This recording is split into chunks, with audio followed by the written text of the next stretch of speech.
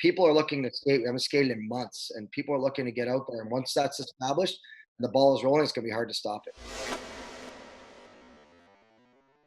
This is TSN In Depth. I'm Rick Westhead, joined today by Neil Doctorow. Neil is the Director of Athletics and Admissions at the Blythe Academy in Toronto. We're also joined by Sean Haggerty, who's the head coach for the Mid-Fairfield Pee Wee Minor Travel Team in Connecticut.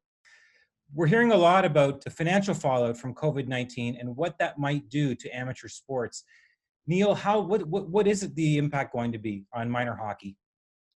Right now, it's going to be anything from reduced season, reduced training, potentially none, but likely pretty impactful with respect to how everything gets rolled out. I suspect a pretty short season.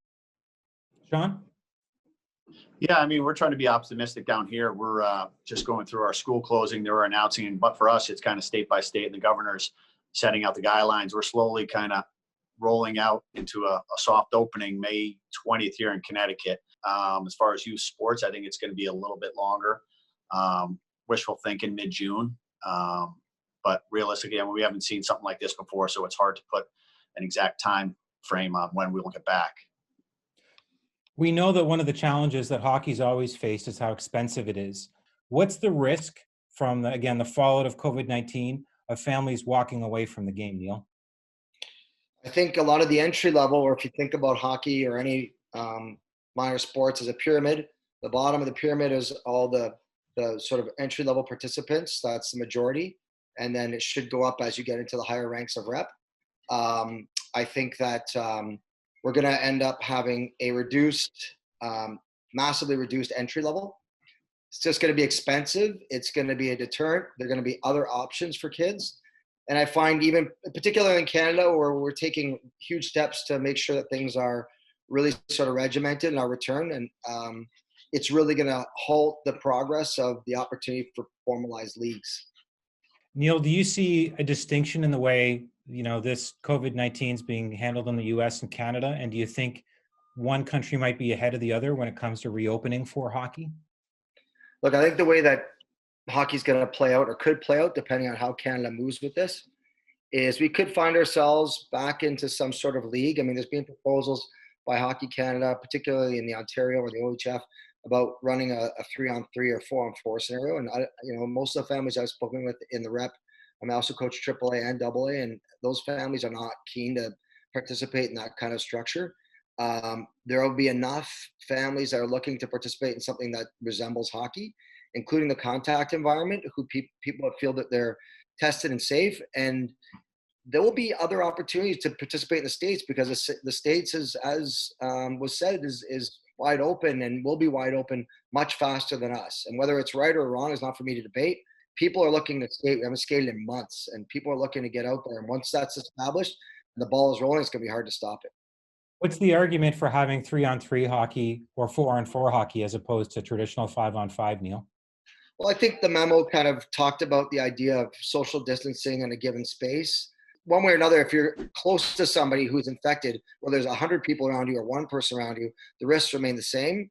So I'm not entirely sure what the rationale is. I wasn't privy to this discussion, but I think it's trying to manage numbers more than anything else and the size of gatherings. But I think one way or another, if someone's infected, then you're going to continue to spread it around. What about things like full face shields? What else, Sean, what else could they do to mitigate the risk a little bit on the ice? I mean, on the ice, it's going to be a little difficult. I mean, the iTech has a little more coverage than a standard cage, but for the most part, I think it's going to be harder to do. You take the precautions before coming into the rink and out of the rink, and go through one entrance, out the other.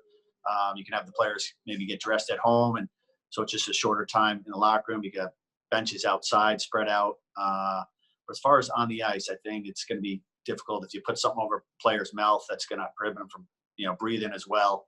So I think it's going to be difficult. Sean, you talked about players getting dressed at home and maybe having directed traffic through an arena. What about deep cleans of locker rooms, change rooms between games? How practical might that be?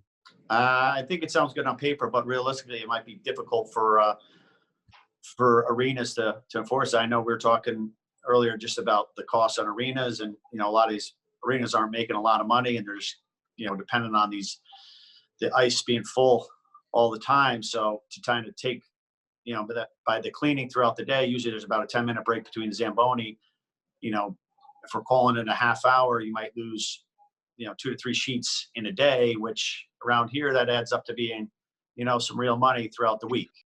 What about managing the number of people in an arena? What would it look like, or what would it feel like, Neil, if the number of parents and family members were limited, or maybe eliminated altogether from the arena? Yeah, I've heard a number of discussions that have gone on between the sort of the Toronto community, some of which have been to put together a flow within and out of the rink. So those going to one set of doors, and the exits that are traditionally fire exits would be exit only ways to keep the flow of traffic from people bumping into each other. I've also heard theories about sort of not having parents even hang around the parking lot or the rink itself. But I think practically speaking, there are going to be injuries or things that happen, so you're going to need adults around. Most likely they'll restrict the number of parents that can come until things are a little bit under control. They'll probably wear masks, and they can segment off the space that people are watching. Keep a distance, no different than a shopping mall. Going through the grocery store. I mean, if we're allowed to go through the grocery store and sort of be regulated that way, I would assume that those same rules would apply. Sean, what do you think? How different would minor hockey be, if parents were told you can't come to games anymore? Could it actually be better? Yeah, it could be better for the coaches at least. But in this day and age now, I think with the videos, you got Live Bar now, My Hockey. I'm sure there's a couple other video options out there that allows the parents to access the game and watch the game and their kids in a safe way. And sure that, if it helps their kids be safer, I'm sure the parents will not mind. Any other ways that we can think of to keep players safe? I mean, some of them are easy, low-hanging fruit, like making sure players aren't sharing water bottles. But are there any other creative ideas that, parents that or people on your team have come up with?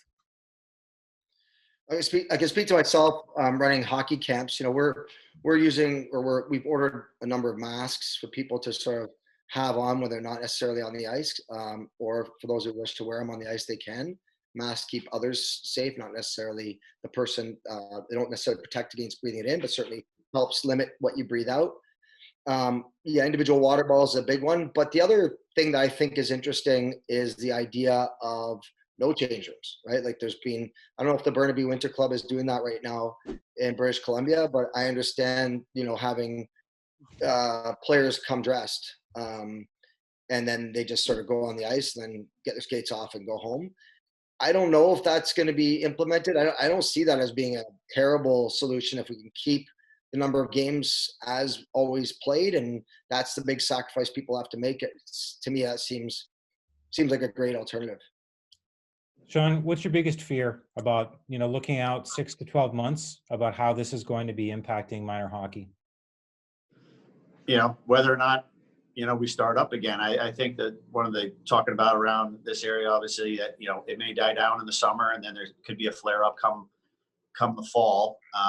So there's a lot of unknowns, and as you're going into it, we get in the full swing of hockey, and then all of a sudden we get, put off again for another couple months. I think I'll be harder on the kids than never really starting up yet.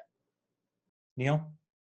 Yeah, I mean, my fear is one player in a team gets sick, and then are we all stuck in a 14-day quarantine, or do they pull us off the schedule? How does that work, and how does the government account for that? How would that even? I don't know how we would do that. So I'm not sure what that looks like, and until we have some answers, I guess that's going to be the big question mark.